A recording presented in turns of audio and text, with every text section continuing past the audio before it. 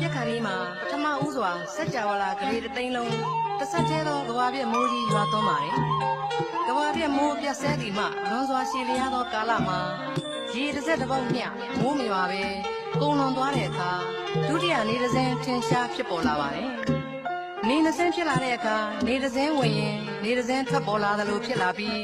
မြင့်ပိုင်းခြားနေပိုင်းခြားဆိုတာလည်းမရှိတော့ပါဘူး။မြင့်ငယ်900လို့ခေါ်တဲ့မြင့်ငယ်အသွဲသွဲတို့ဟာလည်း